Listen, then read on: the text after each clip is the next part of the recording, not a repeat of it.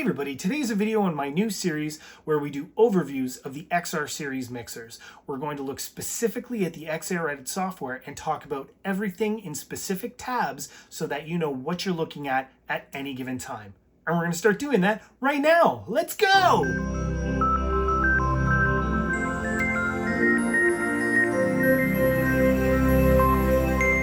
So today we're going to talk about the Effects tab, and let's get right into it.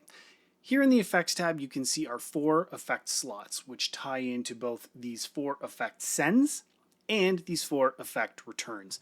Now, I cover how to use your effects in detail in another video. That's going to be linked up here and down here. So to get the real understanding of how your effect system works in the XR mixers, please watch that video. I won't go into super detail here. I'm just going to sort of gloss over what we're looking at. So obviously in effect slot 1, you can see we've got a drop-down list here and a type button. So the drop-down list lets us search through the names of all the effects we have available. But if you are a visual person and you need to see what each effect looks like, in case you remember what it looks like but don't remember the name, that's where you can click on the type button and you get a little visual representation of everything that is in that list. Same list, just 2 ways to view it. And then here, of course, is the actual effect you've selected. You can click on it to open up a larger view.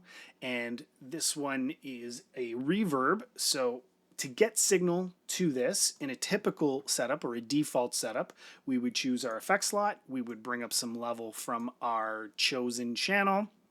Come back to main left right, bring this up because it's post fader by default, and check 1, 2. You can see I now have level coming in and there's level going out. But to get this into the mix, we would come over to our effect return and we would bring this up to the amount that sounds good because this is only going to be the affected signal, so it will be reverb. And then we mix this with our original signal to get a nice level for our main left right. That's typically how this works. Now, that said, the other thing you can do is choose to insert this on a channel. Typically, we don't use this method for reverbs or delays, basically anything that is time-based, but we can use it for something like an EQ. So let's change this. Let's look at our dual true EQ. I'm going to pin this here right now. So to insert it on a channel, obviously, you can do it from other windows, but in this window specifically, you click Insert to activate the insert settings here, and then you can choose your insert point from these 2 drop downs. And there's 2 because each of these slots has the ability to be stereo or a left and a right channel.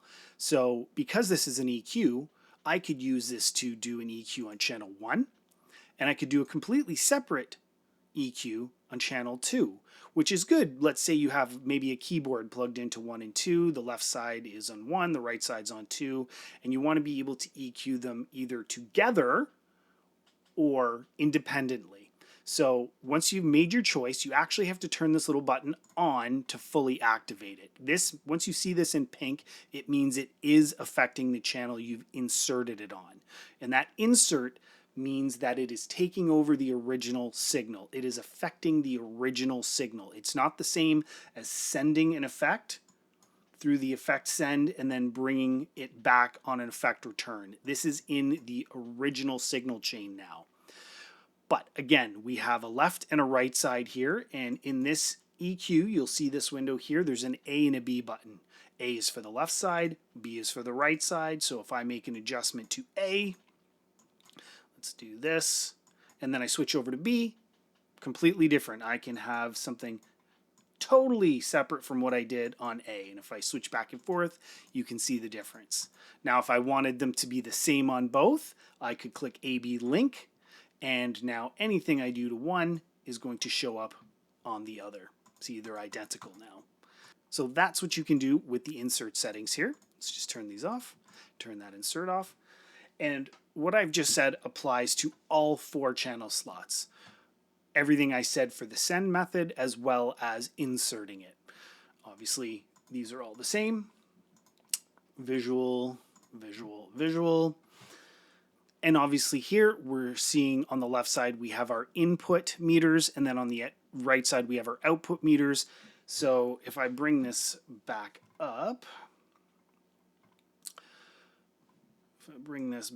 and we see signal coming in, if we make some sweeping changes here, I'm just going to turn the master volume down here to give you a really good representation. You can see now that my input is higher than my output because I've made a change that affects the output signal. So input meter, output meter. This says what's coming into the effect unit, and this is how much signal is going out of the effect unit. That applies, again, to all 4 slots. So the last thing we should talk about is the tap button here for delays. Let's open this up, pin this window open, and so you can see I have a tap button here. Same exact tap button. This lets you change the tempo or change the time of your delay.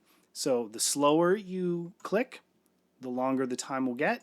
The quicker you click, the shorter the time will get, directly affecting how your delay sounds. Hey everybody, it's Editing James here. I realized while I was going through this that I forgot to cover something in the effects section. So let's just flip the camera here real quick. So this is what I forgot to mention in the original step through. So let's just open up any effect here, and you'll notice that we have a save and a load button. So you can make changes on your effect unit to whatever you want, and then if you click save, it gives you the ability to save this to your computer.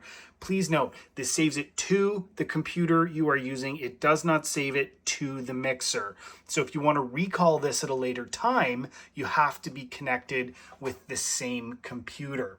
So let's just look, for instance, I've made some changes here. Let's just make some more, and let's save this. I'll save over this test effects. And then I'm going to make some changes again. Let's put everything all the way up so we can see it change. And now I'm going to click load, and that gives me the ability to load what I saved. So let's do that, and you can see everything changed. Let's do that again, load it, bring this up out of the way, and boom, back to what we saved. Just thought that was worth mentioning.